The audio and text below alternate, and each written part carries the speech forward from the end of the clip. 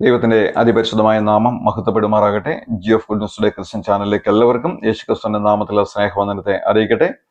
ഈ വീഡിയോ നിങ്ങൾ ആദ്യമായിട്ടാണ് കാണുന്നതെങ്കിൽ ഈ ചാനൽ സബ്സ്ക്രൈബ് ചെയ്യുക, മറ്റുള്ളവരിലേക്ക് വീഡിയോ ഷെയർ ചെയ്യുക.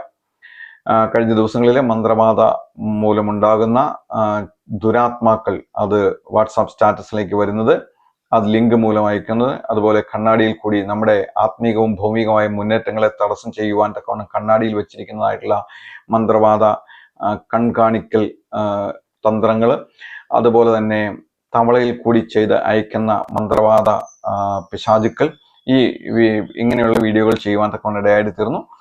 ആ വീഡിയോ കണ്ടതിന് ശേഷം ചില ആളുകൾ വിളിക്കുകയും അവർക്ക് അത് അവരുടെ ജീവിതാനുഭവങ്ങളാണെന്ന് പറയുവാനിടയായി തീരുകയും അവർക്ക് വേണ്ടി പ്രാർത്ഥിക്കുവാനിടയാകുകയും അവർ അനുഗ്രഹം പ്രാപിക്കുവാനും അവർ ധൈര്യം പ്രാപിക്കുവാനിടയായിട്ട് തീർന്നു.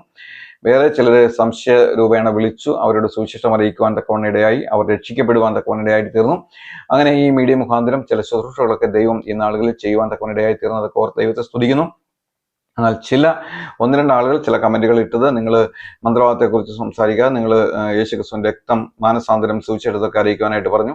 പക്ഷെ ഞാൻ തിരുവെഴുത്തിനെ ആസ്പദമാക്കിയിട്ട് മാത്രമാണ് സംസാരിച്ചുകൊണ്ടിരിക്കുന്നത്. അവരുടെ അജ്ഞത കൊണ്ടായിരിക്കും. തിരുവെഴുത്തിൽ മന്ത്രവാദത്തെക്കുറിച്ച് വളരെ സ്പഷ്ടവും വ്യക്തമായിട്ട് പലയിടത്തും സൂചിപ്പിച്ചിട്ടുണ്ട്.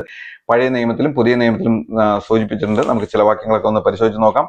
ആവർത്തന പുസ്തകം 18-ാം അധ്യായത്തിന്റെ 10-12 വാക്യങ്ങൾ പറയാണ്, തന്റെ മകനെയോ മകളെയോ അഗ്നിപ്രവേശം ചെയ്യിക്കുന്നവൻ, പ്രശ്നക്കാരൻ, മുഹൂർത്തക്കാരൻ, ആഭിചാരകൻ, ക്ഷുദ്രക്കാരൻ, മന്ത്രവാദി, വെളിച്ചപ്പാടൻ, ലക്ഷണം പറയുന്നവൻ, അഞ്ജനക്കാരൻ എന്നിങ്ങനെയുള്ളവരെ നിങ്ങളുടെ ഇടയിൽ കാണരുത്. എന്നാൽ ഇന്ന് ഇങ്ങനെയുള്ള ആളുകളെ ക്രിസ്തീയ ഗോളങ്ങളിൽ കാണുവാനായിട്ട് സാധിക്കും. പെന്തക്കോസ്തുകാരുടെ ഇടയിലും ബ്രദറുകാരുടെ ഇടയിലും മർത്തോമക്കാരുടെ ഇടയിലും പല ഇതര ക്രൈസ്തവ സഭാ വിഭാഗങ്ങളിൽ ഇത് കാണുവാനായിട്ട് സാധിക്കും. കാരണം ഞാൻ നേരിട്ട് കണ്ടിട്ടുണ്ട്. ചില വീട് കയറി താമസത്തിന് പ്രാർത്ഥന വയ്ക്കുമ്പോൾ അവര് മുഹൂർത്തം നോക്കുവാൻ വേണ്ടി പ്രാർത്ഥന വൈകിപ്പിക്കുന്നത്, ആ സമയം വരെ അവര് അതിനുവേണ്ടി രാഹുകാലം എല്ലാം നോക്കിയിരിക്കുന്നതൊക്കെ എൻ്റെ വ്യക്തിപരമായ ജീവിതത്തിൽ എനിക്ക് അനുഭവമുള്ള കാര്യങ്ങളാണ്. അപ്പോൾ അങ്ങനെയൊക്കെ നടന്നിട്ടുണ്ട്. അപ്പോൾ ഇതൊക്കെ ദൈവം വെറുക്കുന്ന ചില പാപങ്ങളാണ് എന്ന് കാണുവാനായിട്ട് സാധിക്കും. അതുപോലെ തന്നെ 1 ശമൂവേൽ 15:23 ചില മത്സരങ്ങളും ചില ശാഠ്യങ്ങളും ആഭിചാരം പോലെയും മന്ത്രവാദം പോലെയാണെന്ന് തിരുവെഴുത്ത് നമ്മെ പഠിപ്പിക്കുന്നുണ്ട്. പുതിയ നിയമത്തിലേക്ക് വരുമ്പോൾ ഗലാത്യ ലേഖനം 5-ാം അധ്യായത്തിന്റെ 19 മുതലുള്ള വാക്യങ്ങൾ വായിക്കുമ്പോൾ അവിടെ ജഡത്തിന്റെ പ്രവൃത്തികളിൽ ഒന്നാണ് ക്ഷുദ്രം എന്ന് പറയുന്നുണ്ട്. ക്ഷുദ്ര പ്രയോഗം, മന്ത്രവാദം. അപ്പോൾ ജഡത്തിന്റെ ഒരു പ്രവൃത്തിയാണ് ക്ഷുദ്രം ചെയ്യുക എന്നുള്ളത്. ഞാനിവിടെ എൻ്റെ അടുക്കൽ ഒരു ചെറുപ്പക്കാരൻ, അവൻ ആത്മഹത്യ ചെയ്യാനുള്ള ഭയങ്കര പ്രേരണയുമായിട്ട് നടന്നപ്പോൾ എന്നെ വിളിക്കേണ്ടായി. അങ്ങനെ സംസാരിച്ചു, അവനോട് ഇവിടെ വരാനായിട്ട് പറഞ്ഞു, പ്രാർത്ഥിച്ചു. അവനോട് യേശുക്രിസ്തുവിനെ കുറിച്ചുള്ള സുവിശേഷം വ്യക്തമായിട്ട് അറിയിച്ചു. അവൻ സുവിശേഷം കേട്ടതിന് ശേഷം അവൻ രക്ഷ ഏറ്റു പറഞ്ഞു. ഞാൻ ചോദിച്ചു, രക്ഷ ഏറ്റു പറഞ്ഞപ്പോൾ നിനക്ക് എന്ത് സംഭവിച്ചു? അവനൊന്നും സംഭവിച്ചില്ല എന്ന് പറഞ്ഞു. ഞാൻ പറഞ്ഞു, നിന്റെ ഉള്ളിൽ ഒരു സന്തോഷം ഉണ്ടായി, ഒരു സമാധാനം ഉണ്ടായി? അങ്ങനെ ഒന്നും ഉണ്ടായില്ല. അല്ല, അങ്ങനെ ഒന്നും ഉണ്ടായില്ല എന്ന് പറഞ്ഞു. അപ്പോൾ ഞാൻ അവിടെ ഇരുന്നുകൊണ്ട് ദൈവത്തോട് പ്രാർത്ഥിച്ചു. കർത്താവ് കൃത്യമായിട്ട് സുവിശേഷം അറിയിച്ചു. അവൻ രക്ഷിക്കപ്പെടുവാൻ തക്കവണ്ണം വചനത്തെ ഏറ്റു പറഞ്ഞു. എന്നിട്ട് എന്തുകൊണ്ട് സംഭവിക്കുന്നില്ല, അവന് എന്തുകൊണ്ട് അങ്ങനെ നടക്കുന്നില്ല എന്ന് ചോദിച്ചു. മാനസാന്തരപ്പെടേണ്ട വഴികളെല്ലാം പറഞ്ഞു കൊടുത്തു. പക്ഷെ ഒന്നും നടക്കുന്നില്ല. അപ്പോൾ ഞാൻ കണ്ണടച്ച് ഇങ്ങനെ പ്രാർത്ഥിച്ചുകൊണ്ടിരുന്നപ്പോൾ ദൈവാത്മാവ് എനിക്ക് വെളിപ്പെടുത്തി തന്നു, ഇവൻ സാത്താൻ സേവയ്ക്ക് പോകുന്ന ഒരുവനാണെന്ന് പറഞ്ഞു. അപ്പൊ ഞാൻ ചോദിച്ചു, നീ സാത്താൻ സേവയ്ക്ക് പോയിട്ടുണ്ടോ എന്ന് ചോദിച്ചു. അപ്പൊ അവൻ പറഞ്ഞു, ഞാൻ പോയിട്ടുണ്ടെന്ന് പറഞ്ഞു. ഞാൻ പറഞ്ഞു, എന്തിനാണ് നീ അത് പോയത്? എൻ്റെ ഒരു സ്ഥലം വിൽപ്പന നടക്കാതിരുന്നു, ഞാൻ ആ സ്ഥലം വിൽപ്പന നടക്കുവാൻ വേണ്ടിയിട്ടാണ് അങ്ങനെ പോയത്. ഞാൻ പറഞ്ഞു, ഇപ്പോൾ ആ ഒരു തുടർച്ച ഉണ്ടോ? ഇടയ്ക്ക് അവർ മറ്റേ കാർഡ് അയക്കാറുണ്ട്, പൈസ അയക്കാറുണ്ട്. ഞാൻ പറഞ്ഞു, നിന്റെ കുടുംബം നിർമൂലമായി പോകും, നശിച്ചു പോകും. ഇങ്ങനെയുള്ള പിശാചുക്കളെ സേവിച്ച് നടക്കുന്നവരുടെ ഗതി എന്ന് പറയുന്ന അവസാനം അതോ ഗതിയാണ്, നീ അത് വിട്ടു. അപ്പൊ അവൻ പറഞ്ഞു, അതൊന്നും ഇപ്പൊ ഇല്ല എന്നല്ല അവൻ പറഞ്ഞെങ്കിലും അതിൻ്റെ ഒരു തുടർച്ച ഉള്ളത് കൊണ്ട് പിശാചിന് അവകാശം പറയാൻ അവന്റെ ഉള്ളിൽ അവൻ തന്നെ ക്രിയകൾ ചെയ്തു വെച്ചിരിക്കുന്നതുകൊണ്ട് അവന് രക്ഷിക്കപ്പെടുവാൻ കഴിയുന്നില്ല. ആ വിഷയത്തിൽ ആഴമേറിയ മാനസാന്തരവും ആ ഒരു തുടർച്ച അത് കട്ട് ചെയ്ത് അതിൽ നിന്ന് ബ്രേക്ക് ചെയ്ത് മാറുകയും ചെയ്തെങ്കിൽ മാത്രമേ അങ്ങനെയുള്ള ആളുകൾക്ക് രക്ഷിക്കപ്പെട്ട് ഒരു സ്വാതന്ത്ര്യത്തിലേക്ക് വരുവാൻ സാധിക്കുകയുള്ളൂ എന്നെല്ലാം പറഞ്ഞ് അവനെ അയക്കേണ്ടായി. അവൻ എന്നെ ഒന്ന് ഭയപ്പെടുത്തി. അതായത് തലയിൽ കൈവച്ച് പ്രാർത്ഥിച്ചാൽ ഇത് മാറുമെന്ന് പറഞ്ഞിട്ടുണ്ട്, പക്ഷെ തലയിൽ കൈവയ്ക്കാൻ ആർക്കും ധൈര്യമില്ല എന്ന് പറഞ്ഞു. ഞാൻ അവന്റെ തലയിൽ കൈവച്ച് പ്രാർത്ഥിച്ചു. എന്നിട്ടൊന്നും അവനിൽ പ്രത്യേകതയൊന്നും നടന്നില്ല. അവൻ കിടന്ന് ആടുകയിളവൊക്കെ ചെയ്തു. എന്നാൽ ഞാൻ അവനോട് പറഞ്ഞയച്ചു, നീ ആ പിശാചുമായിട്ടുള്ള ആ ഒരു ഉടമ്പടി കട്ട് ചെയ്ത് യേശുവിന്റെ അടുക്കലേക്ക് വന്നാൽ യേശു നിന്നെ രക്ഷിക്കും, സഹായിക്കുമെന്ന് പറഞ്ഞ് അവനെ പറഞ്ഞേക്കേണ്ടത്. അപ്പൊ ആഭിചാരത്തിനും മന്ത്രവാദത്തിനും വേണ്ടി ആളുകൾ ഓടി നടക്കുന്നുണ്ട്. അനേക ആളുകൾ അത് ചെയ്യുന്നുണ്ട്. നമുക്ക് സംശയമില്ലാത്ത കാര്യമാണ്. അപ്പോസ്തലനായ പൗലോസ് എഫെസോസ് പട്ടണത്തിലേക്ക് വന്നു. അർത്തമീസ് മഹാദേവിയുടെ വലിയ ക്ഷേത്രം സ്ഥിതി ചെയ്യുന്ന ആ ഒരു സ്ഥലത്തേക്ക് വരികയും അവിടെ സുവിശേഷം അറിയിക്കുകയും ചെയ്തു. അങ്ങനെ സുവിശേഷം അറിയിച്ചുകൊണ്ടിരുന്നപ്പോൾ അനേക വ്യാധികൾ അവിടെ സുഖമായി. അനേക ഭൂതങ്ങൾ, ദുരാത്മാക്കൾ വിട്ടുപോയി. സുവിശേഷം എവിടെയെല്ലാം കൃത്യമായിട്ട് അറിയിച്ചിട്ടുണ്ടോ അവിടെ ഇങ്ങനെയുള്ള അത്ഭുത പ്രവൃത്തികൾ നടക്കും. ദുരാത്മാക്കൾ വിട്ടുപോകും, വ്യാധികൾ സുഖമാകും. എന്നാൽ ഒരു കൂട്ടം ആളുകൾ ഇപ്പോൾ അതൊന്നുമില്ല, ഇപ്പോൾ അങ്ങനെയൊന്നും സംഭവിക്കുന്നില്ല. അവർക്ക് വചനത്തെക്കുറിച്ചുള്ള അജ്ഞതക്കുറവുകൊണ്ടാണ് അവർ അങ്ങനെ സംഭവിക്കുന്നത്. കാരണം നിങ്ങൾ തിരുവെഴുത്തുകളെയും അതിലടങ്ങിയിരിക്കുന്ന ശക്തിയെയും അറിയായികൾ തെറ്റിപ്പോകുന്നു. ഈ തിരുവെഴുത്തുകളിൽ ഭയങ്കരമായ ശക്തി അടങ്ങിയിരിക്കുന്നുണ്ട്. ഇതിലെ ഓരോ വചനം ജീവന് ചൈതന്യമുള്ളതാണ്. അതുകൊണ്ട് തിരുവെഴുത്തുകളിൽ നിൽക്കുമ്പോൾ ഈ അത്ഭുതങ്ങൾ നടക്കുന്നത് നമുക്ക് കാണുവാൻ സാധിക്കും. കാരണം നമുക്ക് ഒരു പോരാട്ടമുണ്ട്. ആ പോരാട്ടം എന്ന് പറയുന്നത് മനുഷ്യരോടല്ല, വാഴ്ചകളും അധികാരങ്ങളും ഈ ലോകത്തിലെ ദുഷ്ടാത്മ സേനയോട് നമുക്ക് പോരാട്ടമുണ്ടെന്ന് എഫെസ്യ ലേഖനത്തിൽ പൗലോസ് തന്നെ നമ്മളെ പഠിപ്പിക്കുന്നുണ്ട്. എന്നാൽ ഈ ക്ഷുദ്രപ്രയോഗം നടത്തുന്നവർക്കും മന്ത്രവാദികൾക്കും കിട്ടുന്ന തിരിച്ചടി എന്ന് പറയുന്നത് അത് അപാരമായിരിക്കും. അവരുടെ കുടുംബങ്ങൾ തകർന്നു പോകും, തലമുറകൾ തകർന്നു പോകും, അവർക്ക് അതിഭയങ്കരമായ ദോഷങ്ങൾ സംഭവിക്കും. അതെല്ലാം നമ്മൾ ഇഷ്ടംപോലെ കണ്ടിട്ടുള്ളതാണ്, ഇഷ്ടംപോലെ അനുഭവിക്കുന്നതാണ്.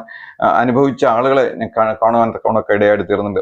ഇവിടെ അപ്പോസ്തലനായ പൗലോസ് എഫെസോസിൽ വന്ന് ഈ ക്ഷുദ്രപ്രയോഗവും മന്ത്രവാദവും നടത്തുന്ന ആളുകളോട് പ്രസംഗിച്ചുകൊണ്ടിരിക്കുമ്പോൾ അത് കണ്ട ചില ദേശാന്തരികളായിട്ട് നടക്കുന്ന യഹൂദന്മാർ, അവർ മന്ത്രവാദികളാണ്. അപ്പൊ യഹൂദന്മാരോട് കൊടുത്തിരിക്കുന്ന കൽപ്പന, നിങ്ങൾ മന്ത്രവാദികൾ നിങ്ങളുടെ ഇടയിൽ കാണപ്പെട്ടിരുന്ന, പക്ഷെ യഹൂദന്മാരുടെ ഇടയിൽ മന്ത്രവാദികൾ ഉണ്ടായിരുന്നു. അവർ നോക്കുമ്പോൾ പൗലോസ് യേശുവിന്റെ നാമത്തിൽ ദുരാത്മാവിനോട് വിട്ടുപോകാൻ കൽപ്പിക്കുമ്പോൾ ദുരാത്മാക്കൾ മനുഷ്യനെ വിട്ട് കടന്നു പോകുന്നു, അവർ സ്വതന്ത്രരാക്കപ്പെടുന്നു. ഇത് കണ്ടപ്പോൾ അവർക്ക് തോന്നി, ഞങ്ങളൊരു മരണം ചെയ്യണമെങ്കിൽ എന്തുമാത്രം കഷ്ടപ്പാട് ചെയ്യണം. അത് കൊണ്ടുവന്ന് മറ്റേ മൈദമാവ് കൊണ്ട് ബൊമ്മയുണ്ടാക്കണം, ആ ബൊമ്മയുടെ മേൽ സൂചി അടിക്കണം, അതിന്റെ മേല് മറ്റേ എണ്ണ പുരട്ടണം, ആവണക്കെണ്ണ പുരട്ടണം, പിന്നെ എണ്ണ ഒഴിക്കണം, അവിടെ വിളക്കുകൾ കത്തിച്ച് വെക്കണം, ചില പുഷ്പങ്ങൾ കൊണ്ടുവന്ന് അവിടെ വിടർത്തി വെക്കണം. എന്തുമാത്രം കഷ്ടപ്പാടുകൾ ചെയ്യാം. മണിക്കൂറുകളോളം ജപം ചൊല്ലണം, മണിക്കൂറുകളോളം ചില നാമങ്ങൾ ഉരുവിടണം. ഇതെല്ലാം കഴിഞ്ഞിട്ടാണ് മറ്റൊരു വ്യക്തിയെ ഉദ്ദേശിച്ച് മരണം ചെയ്യുവാനായിട്ട് അവർ ശ്രമിക്കുന്നത്. ഇതെല്ലാം കഴിഞ്ഞിട്ടും അതൊന്നും സംഭവിക്കുന്നില്ല. കാരണം ഒരു ദൈവമകനോ ദൈവമകൾക്കെതിരെ ഇങ്ങനെയുള്ള മാരണങ്ങളൊന്നും ഫലിക്കാനായിട്ട് പോകുന്നില്ല. തിരികെ പോയി നല്ല അടി അവർക്ക് കിട്ടും. ചെറിയ അടിയൊന്നുമല്ല, നല്ല തിരിച്ചടികൾ കിട്ടും. കഴിഞ്ഞ ദിവസം ഇങ്ങനെയുള്ള ചില കാര്യങ്ങൾ ചെയ്തുകൊണ്ടിരിക്കുമ്പോൾ പിശാച് പറഞ്ഞ ഒരു കാര്യമുണ്ട്. തിരികെ ചെല്ലുമ്പോൾ അപമാനിച്ച് മന്ത്രവാദി വിടുകയാണെന്ന് പറഞ്ഞു. തിരികെ ചെല്ലുമ്പോൾ അപമാനിച്ച് മന്ത്രവാദി, പിശാചുക്കളും കിടന്ന് വലിയ കഷ്ടത്തില. കാരണം ദൈവമക്കൾ അവരെ തുരത്തി അടിക്കുമ്പോൾ പിശാദിന്റെ ഏജന്റുമാർ, സാത്താന്യ പൂജാരികൾ അവരെ തിരിച്ചുവിടുക, അവരെ അപമാനിച്ച് തിരിച്ചുവിടുന്നെന്ന് പറയുവാൻ തക്കോണം ഇടയായിട്ട് തീർന്നു. എന്നെ കേൾക്കുന്ന പ്രിയ സഹോദരി, മന്ത്രവാദികൾക്കൊക്കെ വരാൻ പോകുന്ന ന്യായവിധി എന്ന് പറയുന്നത് ചെറുതൊന്നുമല്ല. ഈ ഭൂമിയിലും അവസാനം അവർ നിത്യ അഗ്നി തടാകത്തിലേക്ക് അവർ പോകാൻ തക്കോണം ഇടയായിട്ട് തീരുകയും ചെയ്യും. അപ്പോൾ നമുക്കൊരു യുദ്ധമുണ്ട്. അത് വാഴ്ചകളോടും അധികാരങ്ങളോടും ഈ ലോകത്തിലെ ദുഷ്ടാത്മ സേനകളോടുമാണ്. അതുകൊണ്ട് നാം ഒരുങ്ങിയിരിക്കേണ്ട ആവശ്യമുണ്ട്. മന്ത്രവാദം ഇല്ല എന്ന് പറഞ്ഞ്, അല്ലെങ്കിൽ ആഭിചാരം ഇല്ല എന്ന് പറഞ്ഞ് നമ്മുടെ ജീവിതത്തിലെ കഷ്ടങ്ങളെ നാം ഇങ്ങനെ അനുഭവിച്ചു പോകേണ്ട കാര്യമൊന്നുമില്ല. ആ കഷ്ടങ്ങളെ എതിർത്ത് തോൽപ്പിക്കുവാൻ, അതിൽ നിന്ന് വെളിയിൽ വരുവാൻ തക്കവണ്ണം, ദുരാത്മാക്കൾ കൊണ്ടുവരുന്ന നമ്മുടെ ജീവിതത്തിലെ തടസ്സങ്ങൾ നീക്കുവാൻ തക്കവണ്ണം ദൈവസന്നിധിയിൽ നിന്ന് പ്രാർത്ഥിക്കുകയും നാം അതിനുവേണ്ടി ജാഗരിക്കുകയും ചെയ്യുമ്പോൾ ദുരാത്മാക്കൾ തിരികെ അയച്ചവരുടെ അടുത്തേക്ക് പോയി അവർക്ക് നല്ല അടി കൊടുക്കുകയും ചെയ്യും. ഞാൻ കഴിഞ്ഞ ദിവസം അങ്ങനെ ചെയ്യിച്ചിട്ടുണ്ട്. ഒരു മന്ത്രവാദി അടിപ്പിക്കാനായിട്ട് വന്ന ദുരാത്മാവിനെ തിരിച്ചയച്ച് മന്ത്രവാദിക്കിട്ട് നല്ല അടി കൊടുത്തു എന്ന് പറയുകയുണ്ടായി. അപ്പോൾ അങ്ങനെ സംഭവിക്കുവാൻ തക്കവണ്ണം ഇടയായിട്ട് തീരും. ദൈവം നമ്മളെല്ലാവരും സഹായിക്കട്ടെ. ഈ വിഷയത്തെക്കുറിച്ച് തുടർന്ന് വീഡിയോകൾ ഉണ്ടായിരിക്കുന്നതായിരിക്കും. ഞാൻ കമന്റുകൾ പ്രതീക്ഷിക്കുന്നുണ്ട്. നിങ്ങൾ സത്യസന്ധമായിട്ട് മറഞ്ഞിരിക്കാതെ എന്നെ വിളിക്കാനായിട്ട് എൻ്റെ നമ്പർ ഞാൻ കൊടുത്തിട്ടുണ്ട്. ഇത് ഒളിഞ്ഞിരുന്ന് ചെയ്യുന്ന ശുശ്രൂഷയല്ല. ദൈവമക്കൾ വിടുവിക്കപ്പെടണം, സത്യം അറിയണം. സത്യം അറിയുമ്പോൾ സത്യം അവർ സ്വതന്ത്രമാക്കപ്പെടും. ആഭിചാരവും മന്ത്രവാദവും പൂജയും ഒന്നും നടത്താതെ, രാഹുകാലവും അഞ്ജന നോക്കുകയൊന്നും ചെയ്യാതെ ദൈവത്തിൽ ആശ്രയിച്ച് മുന്നോട്ട് പോകാൻ തക്കോണം ദൈവം ഈ വചനങ്ങളിൽ നമ്മെ ഓരോരുത്തരെയും സഹായിക്കട്ടെ. കർത്താവിന്റെ വലിയ നാമം ഇന്നും എന്നേക്കും വാഴ്ത്തപ്പെടുമാറാകട്ടെ. നമുക്ക് പ്രാർത്ഥിക്കാം. ഞങ്ങളെ കേൾക്കുന്ന ഞങ്ങളുടെ സ്വർഗീയ നല്ല പിതാവേ, ഞങ്ങളെ ശ്രദ്ധിച്ചതിനായിട്ട് സ്തോത്രം. ഞങ്ങൾ ഇരിക്കുന്നത്, ഞങ്ങൾ എഴുന്നേൽക്കുന്നത്, ഞങ്ങളുടെ ഹൃദയത്തിന്റെ നിരൂപണങ്ങളെല്ലാം അറിയുന്ന ദൈവമേ, ഇന്ന് വചനം കേട്ട മക്കളൊക്കെ നീ അനുഗ്രഹിക്കണമേ കർത്താവേ. വിശേഷമായി ചാനൽ സബ്സ്ക്രൈബ് ചെയ്തിരിക്കുന്ന ഓരോരുത്തർക്കും പ്രാർത്ഥിക്കുന്നു. അവരുടെ കരുണ കാണിക്കണം, അവരുടെ ആവശ്യങ്ങളുടെ മേൽ നീ കൃപ കാണിക്കണം കർത്താവേ. സബ്സ്ക്രൈബേഴ്സ് കൂടി വന്നതിനായിട്ട് സ്തോത്രം, വ്യൂസ് കൂടി വന്നതിനായിട്ട് സ്തോത്രം. എല്ലാ മക്കളെയും നീ അനുഗ്രഹിക്കണമേ കർത്താവേ. നിങ്ങളുടെ വചനം മുഴങ്ങി ചെല്ലുവാൻ, അവർ രൂപാന്തരപ്പെടുവാൻ, മനം തിരിയുവാൻ, രക്ഷിക്കപ്പെടുവാൻ, വിടുതൽ പ്രാപിക്കുവാൻ, സൗഖ്യം പ്രാപിക്കുവാൻ, ഭൂതങ്ങൾ വിട്ടുപോകാൻ എല്ലാം ഈശോത്രോഷം മുഖാന്തരം ഇടയാക്കണമെന്ന് പ്രാർത്ഥിക്കുന്നു. പ്രാർത്ഥന ഇടുന്നതിനായിട്ട് സ്തോത്രം. മുഖത്തെടുത്താട്ടെ എല്ലാ അടിയങ്ങൾക്ക് വേണ്ടി ജീവമറ്റ് രക്ഷിതാവും കർത്താവുമായ യേശു ക്രിസ്തുവിന്റെ അതിപരിശുദ്ധമായ നാമത്തിൽ തന്നെ ആമേൻ.